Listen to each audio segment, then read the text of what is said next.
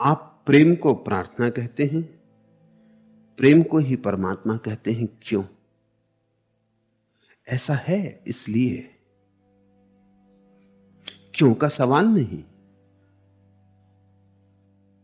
ऐसा है, ऐसी सच्चाई है। तुम्हारे जीवन में जो थोड़ी बहुत सुगंध कभी प्रेम की उठी हो तो जानना वहीं से द्वार मंदिर का खुलेगा। उस दरवाजे को बंद मत कर देना। तुम्हारे साधु संत चाहे तुमसे कुछ भी कहें, उस दरवाजे को बंद कर दिया तो तुम फिर भटकोगे, भटकते रहोगे और तुम्हें परमात्मा की कोई खबर न मिलेगी। परमात्मा की जो पहली पुलक है उसका नाम ही प्रेम है। परमात्मा का जो पहला अनुभव है, परमात्मा शब्द भी उस अनुभव में नहीं आता, उसी का नाम प्रेम है। फिर प्रेम ही पवित्र होकर प्रार्थना बनता है, फिर प्रार्थना पवित्र होकर परमात्मा बन जाती। ये प्रेम के ही चरण है, ये प्रेम की ही सीढ़ी है। काम इस सीढ़ी का सबसे नीचे का सोपान है और राम इस सीढ़ी का सबसे ऊपर का सोपान है, मगर सीढ़ी एक है, काम से राम। काम उसी का है, धूल धूसरित, राम भी वही है। सब धूल पहुंच दी गई, झाड़ दी गई, स्वच्छ ताजा। धर लिए प्यासे अधर पर आह के सागर, प्यास पूरी इस मरुस्थल की नहीं होती। पी लिया इस उम्र ने वह प्रेम गंगा जल, अब इसे इच्छा किसी जल की नहीं होती। तुम जो प्रेम के मार्ग से खोज रहे हो वो परमात्मा को ही खोज रहे हो। नाम तुमने कुछ भी दिया हो, इसलिए तो साधारणता प्रेम तृप्त नहीं करता और अतृप्त कर जाता। कौन पति किस पत्नी से तृप्त हुआ है, या कौन पत्नी किस पति से तृप्त हुई है, या कौन मां किस बेटे से तृप्त हुई है, कौन मित्र किस मित्र से तृप्त है? कारण पूछो, क्या कारण है? संसार में सभी लोग प्रेम करते और अतृप्ति का ही अनुभव होता, कहीं तृप्ति नहीं होती।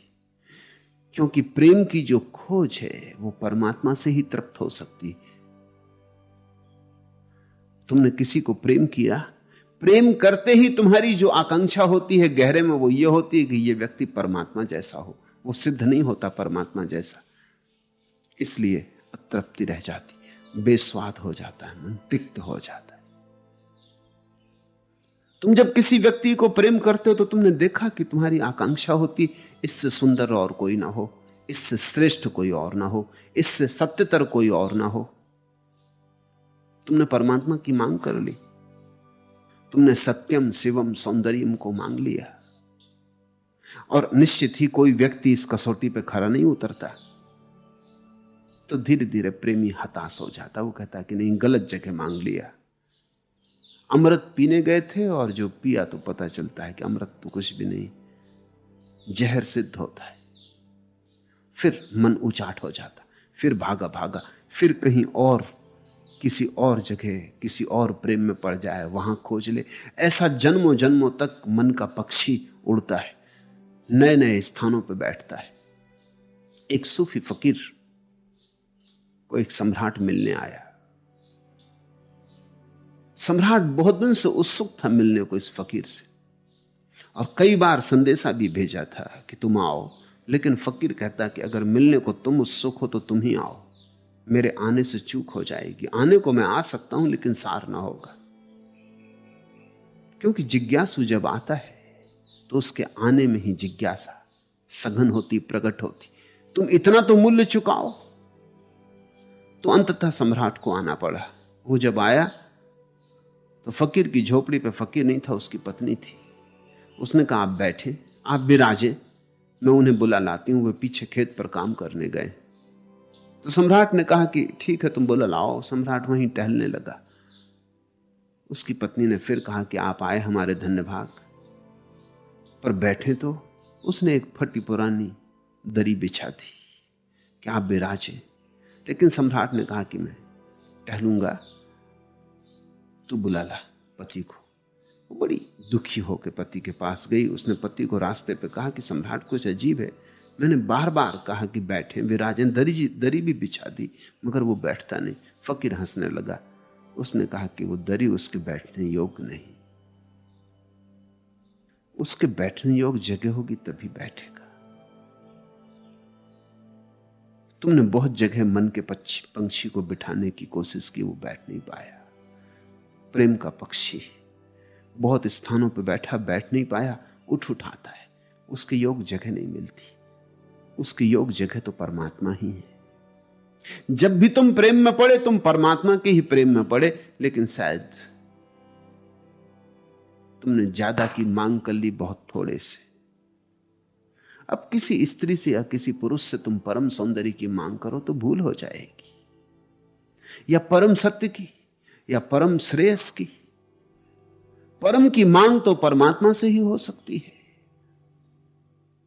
तुमने इधर उधर मांग की तो मांग पूरी न होगी तो तुम अतृप्त हो जाओगे, तो बेस्वाद हो जाएगा, मन कड़वा हो जाएगा, तिक्त हो जाएगा, फिर तुम प्रेम पात्र बदलते रहोगे।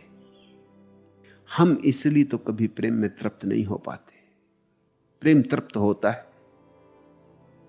प्रेम भी बैठता है सिंहासन पर अपने सिंहासन पर धर लिए प्यासे अधर पर आह के सागर।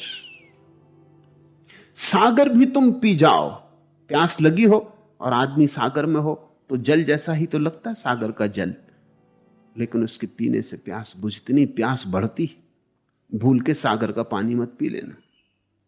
सागर के पानी पीने से प्यास बुझती नहीं, बढ़ती।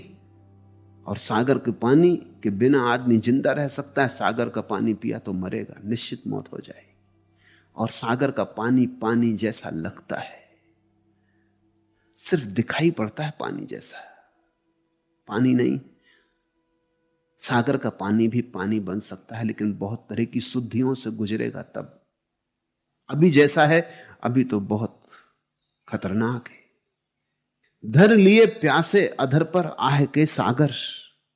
प्यास मरुस्थल की नहीं होती, पी लिया इस उम्र ने वह प्रेम गंगा जल, अब इसे इच्छा किसी जल की नहीं होती। और एक बार तुम्हें प्रेम का वास्तविक अर्थ समझ में आ जाए, अनुभव में आ जाए, एक बार प्रार्थना का स्वाद आ जाए, पी लिया इस उम्र ने वह प्रेम गंगा जल, फिर तुम्हें किसी और पानी की जरूरत न रह जाएगी। जीसस के जीवन में उल्लेख है, वे कुएं के पास गए, थके मांदे हैं, राह से यात्रा करके आ रहे हैं, दूर से यात्रा करके आ रहे हैं।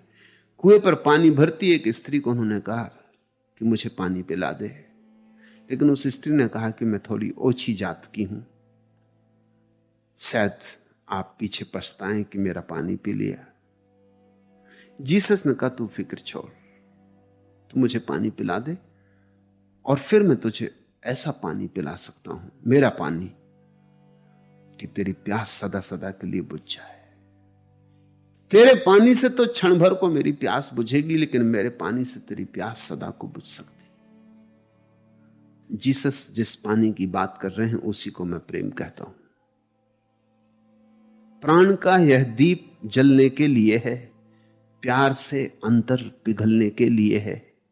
बन अकंचन पावड़े पलकें बिछाए, कान अपना ध्यान आहट पर लगाए। पुलक में हर अंग होने को समर्पण, आप मन भावन करो पावन वचन मन। जैसे ही तुम थोड़े से प्रेम की सीढ़ियां उतरे, प्रेम का पाठ पढ़े, ढाई आखर प्रेम का पढ़े, थोड़े से प्रेम में रसलीन हुए, थोड़े थोड़े प्रार्थनापूर्ण कदमों से अस्तित्व की तरफ बढ़े, थोड़े प्रार्थनापूर्ण हृदय से अस्तित्व के मंदिर की सांकल खटखटाई, तो तुम पाओगे कि अब तक तुमने जो नहीं पाया था और बहुत द्वार खटखटाए थे वो मिलने लगा। यह संसार प्रेम को सीखने का ही एक विद्यालय है। यहां तुम और कुछ भी सीख लो काम ना आएगा, अगर तुमने प्रेम सीख लिया तो बस। प्रेम से मेरा क्या अर्थ है? प्रेम के 3 रूप समझने चाहिए। एक तो प्रेम का रूप है काम। काम प्रेम का निम्नतम रूप है। देह से देह की आकांक्षा, शरीर से शरीर का मिलन है। तो मिलन मगर अत्यंत स्थूल का स्थूल से, पदार्थ का पदार्थ से। इसमें कोई बहुत विराट नहीं घट सकता है। फिर प्रेम का दूसरा रूप है जिसे हम प्रेम कहते हैं, मन से मन का मिलन, ऊपर थोड़ा हुआ, विचार की तरंगों का जिससे मेल खा जाए। तुम्हारी अनुभूति और जिसकी अनुभूति साथ साथ संग संग चलने लगे, दो व्यक्तियों का हृदय साथ साथ धड़कने लगे, देह दो हों हृदय एक हो जाए, तो प्रेम। वो भी अभी अंतिम रूप नहीं। अंतिम रूप को मैं नाम देता प्रार्थना। वो है आत्मा का आत्मा से मिलन। शरीर से शरीर काम, मन से मन प्रेम, आत्मा से आत्मा प्रार्थना। काम के तल पर शोषण चलता है।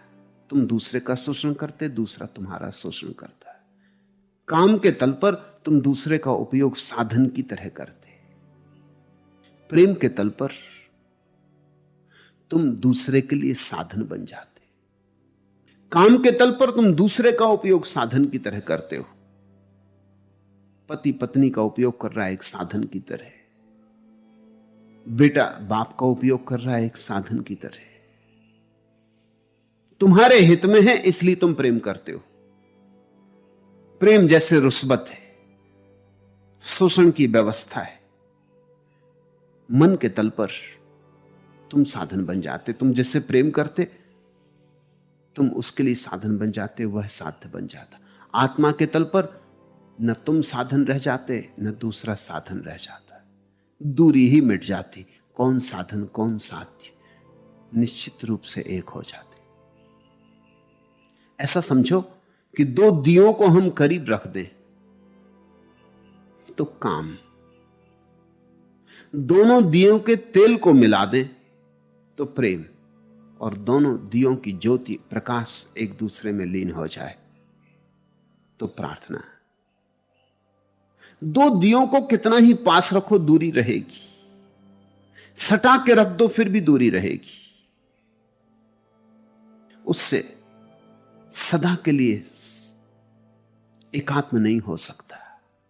लेकिन तुमने देखा जब दो दियों का प्रकाश टकराता भी नहीं, अगर तुम एक कमरे में दो दिए जला दो तो खटर पटर भी नहीं होती। तुम दो दियों का तेल एक दूसरे में मिलाओगे तो थोड़ी आवाज होगी, थोड़ा शोरगुल मचेगा। लेकिन दो दियों का प्रकाश जब एक दूसरे में लीन हो जाता तो कुछ पता नहीं चलता। दिए दो होंगे लेकिन उनकी रोशनी तो बिल्कुल एक हो जाती, बिल्कुल एक हो जाती। मैंने सुना एक सम्राट के 3 बेटे थे और वो चाहता था कि अपने किसी बेटे को चुन ले जो उसके राज्य का मालिक हो। सम्राट बूढ़ा हो गया था तो उसने एक फकीर से सलाह ली। फकीर ने कहा इनको 1000-1000 रुपए दे दो। तीनों बेटों के 3 महल थे। उसने कहा ये 1000-1000 रुपए लो और इस तरह से कुछ चीज खरीदो कि तुम्हारा पूरा महल भर जाए, मगर 1000 रुपए से ज्यादा खर्च नहीं करना। इससे तुम्हारी कुशलता का पता चलेगा। जो जीत जाएगा वही इस राज्य का मालिक होगा। पहले बेटे ने बहुत सोचा कि 1000 रुपए में इतना बड़ा महल, सिवाय कूड़ा करकट के और तो कुछ मिल ही नहीं सकता। 1000 रुपया तो ढोने में लग जाएगा कूड़ा करकट जब पूरा महल भरना। तो वो तो गया, तो उसने जाके जहां म्युनिसिपल कचरा फेंकती होगी गांव भर का, वहां से सब बैलगाड़ियों में भरवा भरवा के महल में पूरा कचरा भर दिया। क्योंकि इससे और तो सस्ती कोई चीज हो नहीं सकती थी, मुफ्त था, सिर्फ ढोने का खर्च था। ढोने में 1000 रुपए खर्च हो गए, महल भर दिया उसने। भयंकर बदबू उठने लगी, राह से लोगों ने चलना बंद कर दिया। उसके महल के आसपास लोग न जाते। वो भी अपने बाप से प्रार्थना करने लगा कि अब जल्दी वो परीक्षा हो जाए, क्योंकि मैं भी मरा जा रहा हूं, तुमने कहां का उपद्रव करवा दिया है। दूसरे बेटे ने बहुत सोचा। उसने कहा कि कूड़ा करकट से घर को भरना तो अपात्रता का लक्षण होगा, तो क्या करना, कैसे घर को भरे। घर तो भरना चाहिए फूलों से, कूड़े से तो नहीं। तो उसने फूल खरीदे, लेकिन 1000 में कितने खरीद सकता था, महल बड़ा था। भरने की तो बात दूर रही, ऐसे छिटक दिए सारे महल में फूल। तीसरे बेटे ने कुछ भी उपाय ना किया। जिस दिन बाप आया तब तक उसने कुछ भी ना किया था,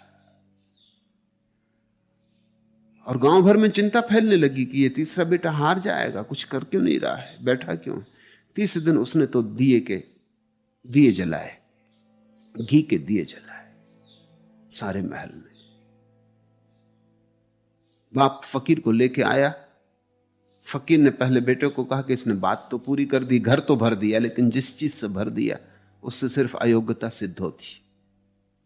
इसने गणित तो पूरा कर दिया, लेकिन समझ इसके पास नहीं। तर्क तो इसने पूरा कर दिया कि घर भर दिया, लेकिन जिस चीज से भरा है इसका इसने कोई विचार ना किया। इस व्यक्ति के जीवन में गणित तो है, गुण नहीं है। तर्क तो है, बोध नहीं है। यंत्रवत है इसकी बुद्धि, इसको राज्य देना ठीक नहीं। वो दूसरे व्यक्ति के पास पहुंचे। उसने महल में फूल रखे थे, लेकिन फूल सब मुरझा गए थे, कई दिन हो गए थे, सड़ने लगे थे, उनसे दुर्गंध उठने लगी थी, और महल भरा भी नहीं था।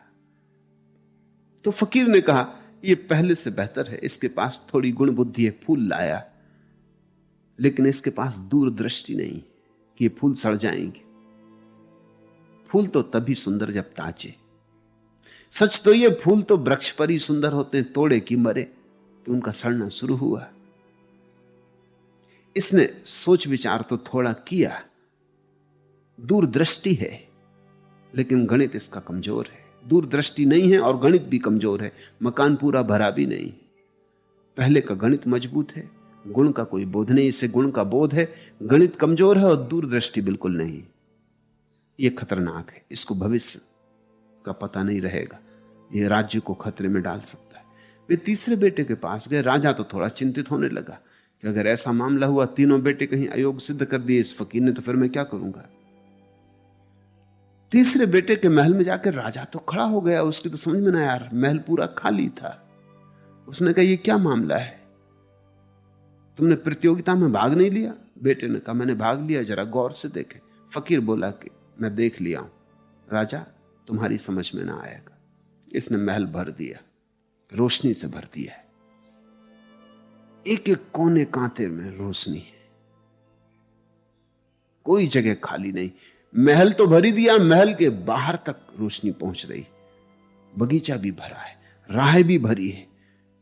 इस बेटे के पास गणित भी है, गुण बोध भी है, भविष्य दृष्टि भी। इसने पहले से कुछ नहीं किया। अभी हम आ ही रहे थे रास्ते पे, तब इसने दिए जलवा दिए। इसके पास समय की भी समझ है।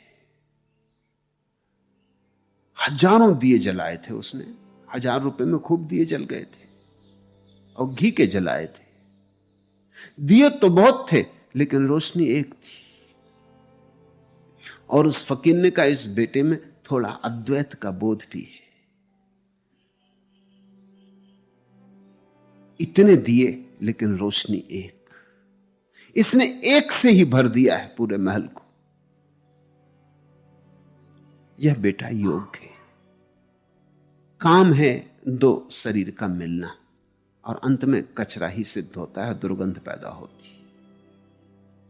काम से कब सुगंध उठी, काम से विषाद होता है, पश्चाताप होता है। काम आज नहीं कल सड़ान देने लगता है। प्रेम काम से बेहतर है। थोड़े फूल हैं प्रेम में, कूड़ा कचरा नहीं। लेकिन मन के फूल कितनी देर जिएंगे। मन स्वयं क्षणभंगुर है। मन कोई टिकने वाला तो नहीं, शाश्वत और नित्य से मन का कोई संबंध नहीं। तो आज फूल कल मुरझा जाते। तुमने देखा पश्चिम में जहां लोग प्रेम को बहुत मूल्य देते हैं, पूरब से ज्यादा मूल्य देते हैं, वहां बड़ी अड़चन है। विवाह मुरझा जाता है, तलाक हो जाते, पूरब में लोग विवाह को मूल्य देते हैं, प्रेम को मूल्य नहीं देते। तो विवाह स्थायी होता है।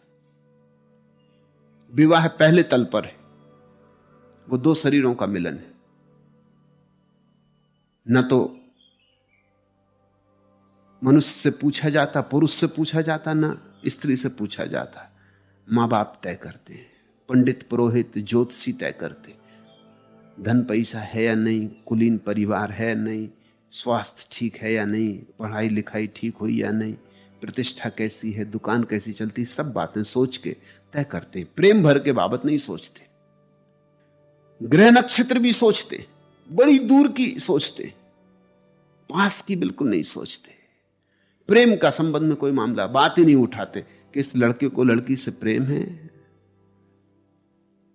लड़के को लड़की से, कि लड़की को लड़के से, किसी से प्रेम है। प्रेम की बात ही नहीं उठाते, क्योंकि पूरब एक बात समझ गया, प्रेम का मामला बड़ा खतरनाक है, क्योंकि फिर विवाह स्थिर नहीं हो पाता। प्रेम है मन की बात, मन अथिर है, शरीर कम से कम थोड़ा स्थिर है, टिकता है। 70 साल तो टिकता है, थोड़े बहुत फर्क होते रहते हैं, लेकिन ऐसे टिकता है।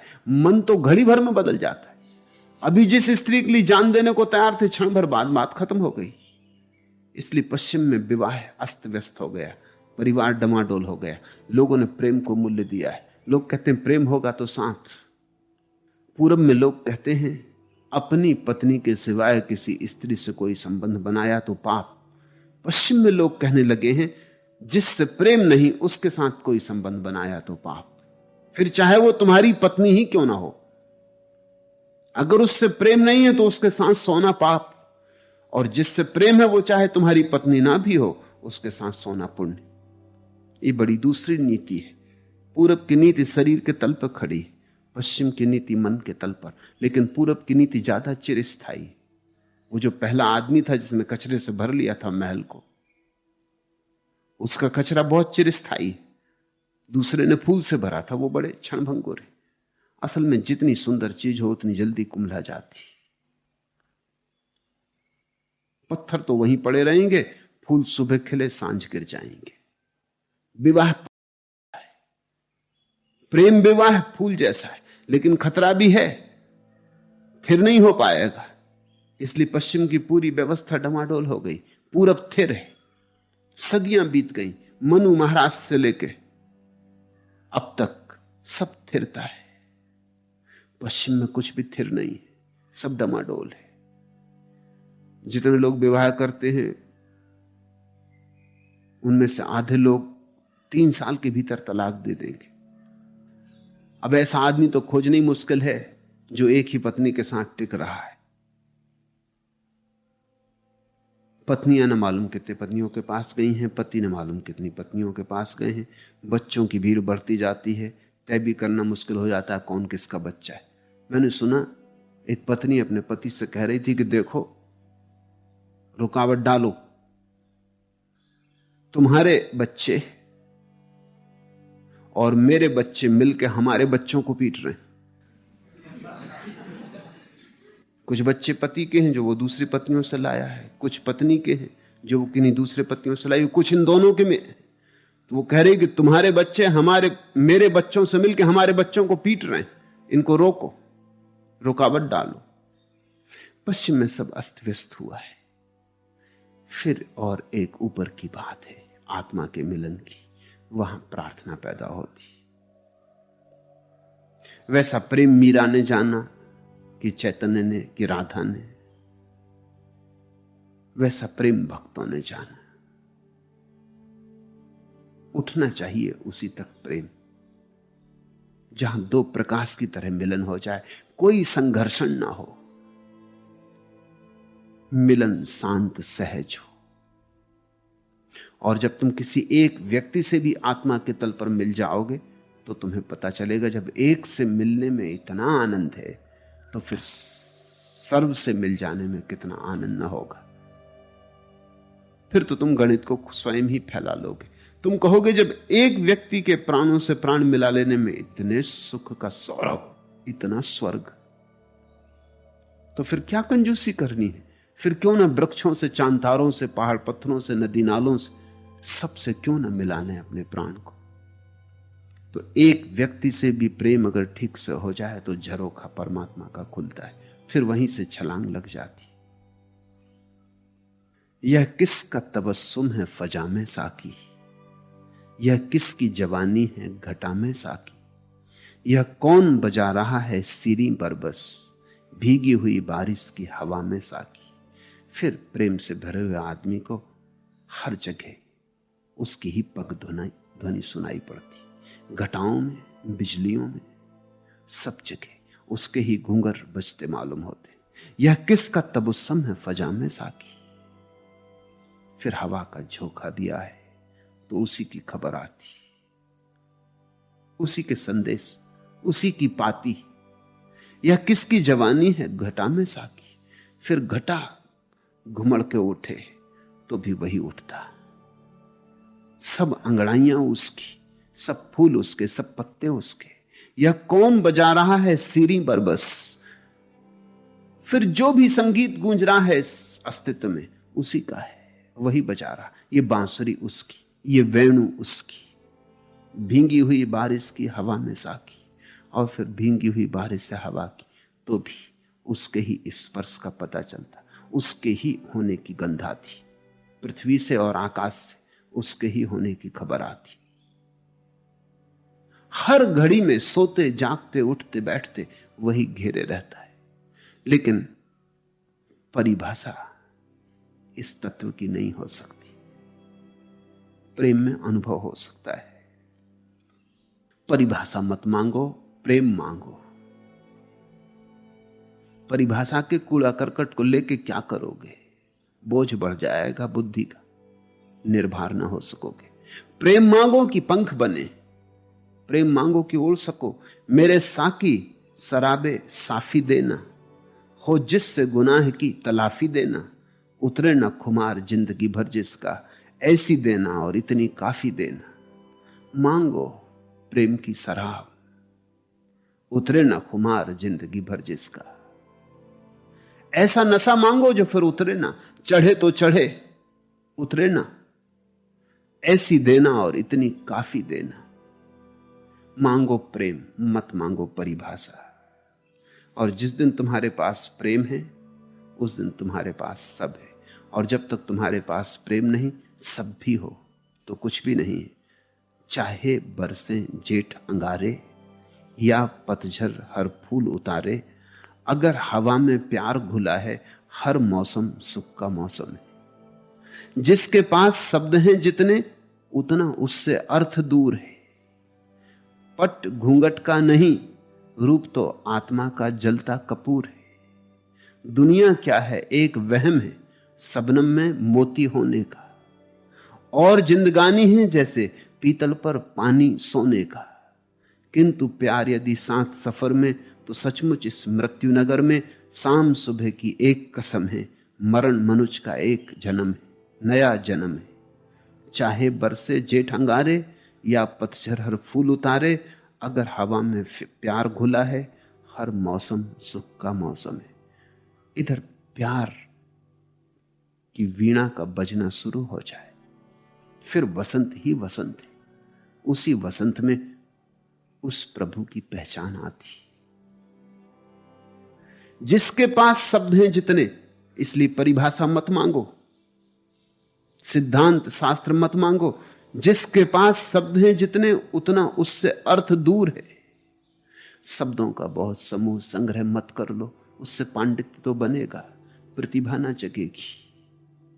पट घूंघट का नहीं, रूप तो आत्मा का जलता कपूर है। दुनिया क्या है एक वहम है, शबनम में मोती होने का। यही तो मैं तुमसे कह रहा इतनी देर से कि जहां जहां तुमने अभी प्रेम देखा है वहां शबनम में मोती देख लिया है। खोज तो परमात्मा की ही चल रही, खोज तो मोती की ही चल रही। लेकिन सुबह की धूप में कभी देखा घास पर फैली हुई ओस की बूंदें मोतियों जैसी मालूम पड़ती। सुबह की धूप में मोतियों को भी झेंपा दे, मोतियों को भी शर्मा दे दूर से ही। लेकिन पास गए तो ओस की बूंद है, मोती नहीं।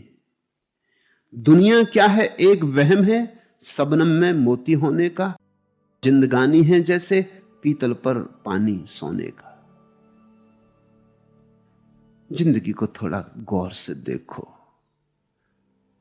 तो ये ऊपर ऊपर जो पीतल के ऊपर चढ़ा हुआ सोने का पानी है ये उतर जाए।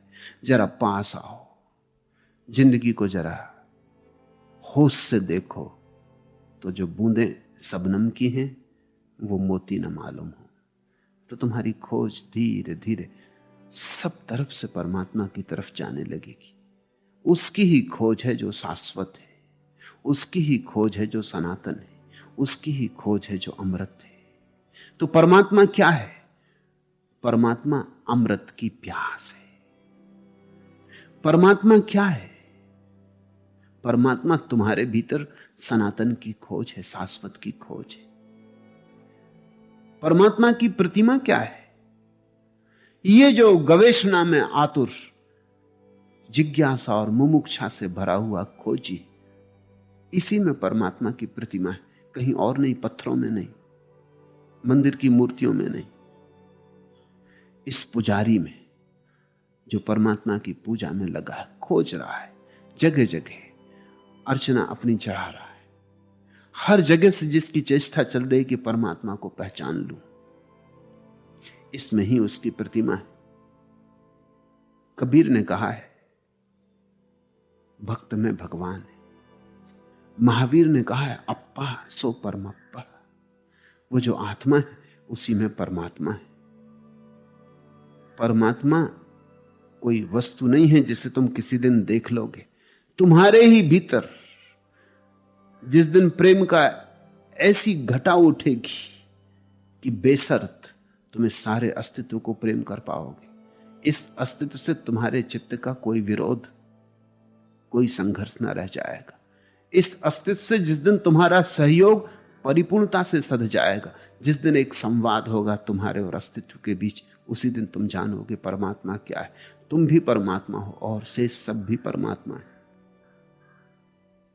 इस नशे की तरफ चलो, इस प्रेम के सागर में डुबकी लगाओ। यारो खता मुआफ मेरी, मैं नशे में हूं।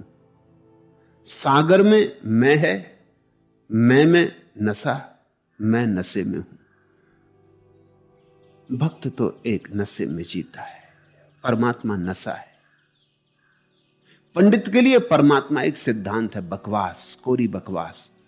आस्तिक और नास्तिक के चक्कर में मत पड़ना कि परमात्मा है या नहीं। ये व्यर्थ के लोगों को छोड़ दो, जिनके पास कुछ और करने को नहीं, वो होने न होने का विवाद करते रहे, अनुमान लगाते रहे। अगर तुम्हारे जीवन का ठीक ठीक सदुपयोग तुम्हें कर लेना है तो तुम प्रेम में उतरो। अगर तुम पाओ कि प्रेम में उतरना कठिन है तो ध्यान में उतरो। ध्यान भी एक दूसरा मार्ग है उसी तरफ आने का। जो प्रेम करने में अपने को असमर्थ पाते हैं उनके लिए ध्यान मार्ग है। जो प्रेम में अपने को समर्थ पाए उन्हें फिर किसी चिंता में पड़ने की कोई जरूरत नहीं।